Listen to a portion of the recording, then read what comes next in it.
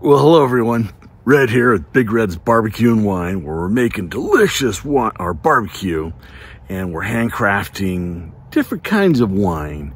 And I'm out here in the vineyard today, and we've already done 3 episodes. This is part 4, and it's going to cover. We've already fermented the wine. We've racked it out. We've done the malolactic fermentation, and now I'm going to go ahead and rack the wine again, get it off those last leaves from the malolactic fermentation. And then I'm just going to go ahead and put some potassium metabisphenolate in it, and that will help preserve that wine for the long sit that it's going to do. And then potassium sorbate too, which will make sure that if there's any sugar in there left, that it's not going to start fermenting again and start bubbling out and pop the corks. So kind of a fun one today. It's a cold, blistery fall day here in Washington, but hey, it's still nice. You know, I got a pork butt on actually. Barbecue. So kind of babysitting that, so let's have some fun.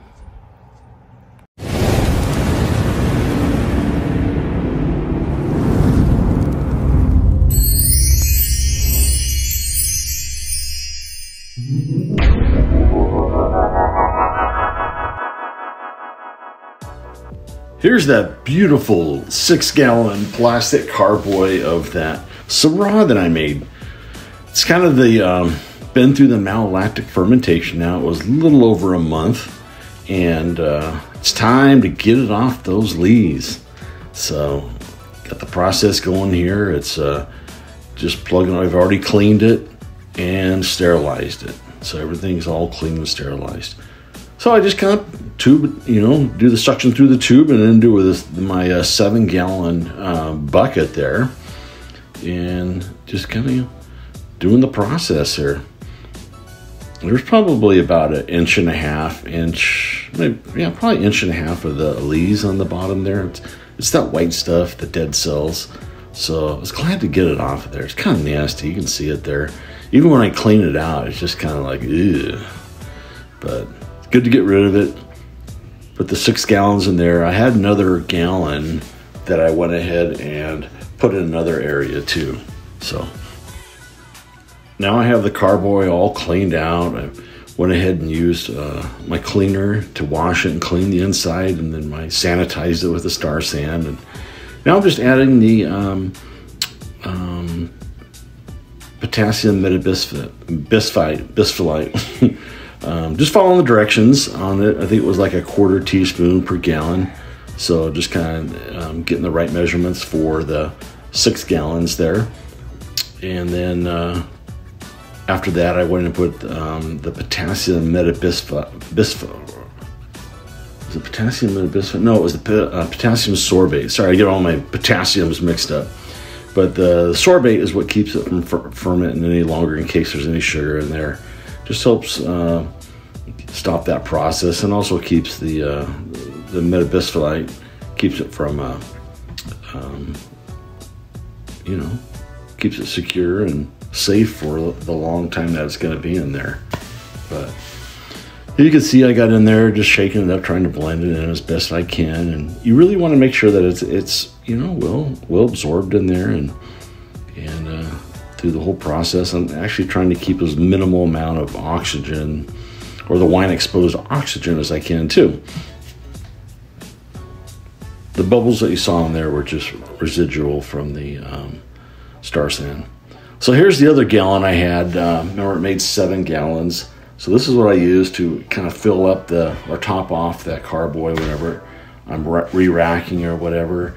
I'm incorporating it in now just by adding it in, and it'll kind of blend its way in there. And then when I'm done, I'll go ahead and add that to that 1 gallon, that little 1 gallon container, so that it'll be, there for when I re-rack it at a later date.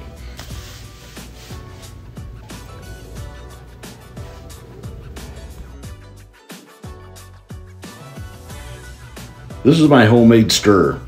It's just a plastic coat hanger that I trimmed off, and then I just, of course, cleaned it and sanitized it, and I attached it to my drill.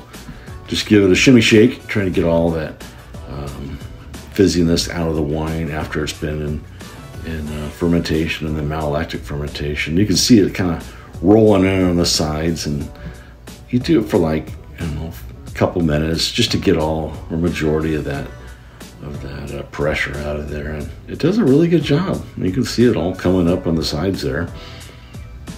So we do that ahead of time, and then that's kind of the final product right there. I'll throw a towel on it and it'll just sit in the garage for springtime. Well, that's my video for today. We got the wine all set up and ready just to start aging for the winter. I like to just leave it in the garage. You know, in the Northwest, it's fairly cold in the garage. It's between 40 and 50 degrees, so it's right in there as far as temperature. You know, sometimes 60 or whatever, but I just keep it in there in the wintertime, and in the springtime, I'll go ahead and bottle it up. Sometimes I'll wait till the end, you know, in the fall or late summer to bottle it, but you know, it's just a great. I mean, this wine that I made, that Syrah from Eastern Washington, Prosser area, came from a great family too. Love those guys, but hope to get some more next year too. But it was just a great grape. So great grapes make great wine.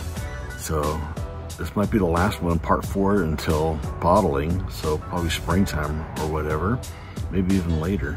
But it's really been a fun grape to make this year. So thanks for watching, and I picked up this bottle of wine here the other day at a local grocery store, and it's really affordable too, very affordable. And it kind of has the cool, gnarly grape logo on it, but it is surprisingly delicious. Very smooth, very berry, hints of violet. Just a delicious, easy drinking wine. I think it might be my holiday wine here. So if you get a chance and you're in the grocery store, grab a bottle of this Gnarly Head Cabernet Sauvignon. I don't think you'll be disappointed. I really don't. So anyways, that's it for now. Thanks for watching. Subscribe if you would. And until the next one, have a good one.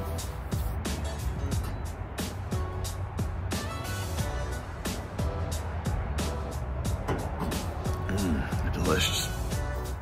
Let's see how that meat's doing. Oh yeah. That's looking good.